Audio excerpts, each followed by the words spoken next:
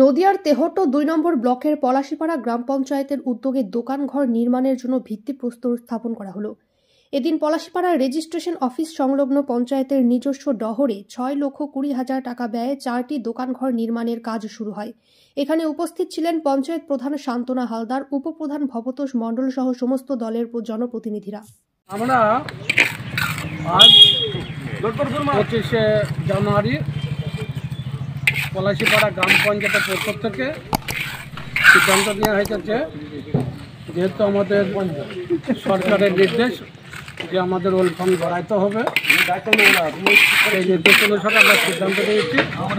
যেহেতু পঞ্চায়েতের ডহর, এটা পঞ্চায়েতের নিজস্ব জায়গার উপরে আমরা দোকানঘর করে আমরা বিভিন্ন বেকার ছেলেদের মধ্যে এটা আমরা কিছু অর্থের বিনিময়ে আমরা ঘর বন্ধন করব। এই সিদ্ধান্ত আমরা নিলাম।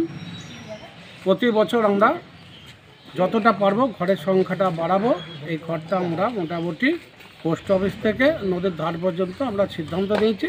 আমরা পঞ্চায়েত তরফ থেকে প্রতি বছর 10টা 12টা যে কটা হয় ঘর করব, এই আমরা সিদ্ধান্ত নিয়েছি। এই পলাশীপাড়া উপপ্রধান হিসাবে বলছি, প্রধান সভা আছে, আমার বিরোধী দলনেতা আছে, আমার সমস্ত সদস্য আছে, সবাই পঞ্চায়েতের সিদ্ধান্ত দিয়েছি। এবং আজকে যে ঘট স্থাপন করে ভিত স্থাপন করা হলো, সেই স্থাপন আমরা সবাই মিলে মিলিতভাবে আজকে অংশগ্রহণ করে আজকে এই ঘর ভিতরে সূচনা করলাম। যদি এখনও আমাদের খবরের দর্পণ চ্যানেলটি সাবস্ক্রাইব না করে থাকেন, তাহলে এখনই সাবস্ক্রাইব করুন, সঙ্গে বেল বাটনটি ক্লিক করুন আর পেয়ে যান সব খবরের দ্রুত ভিডিও আপডেট।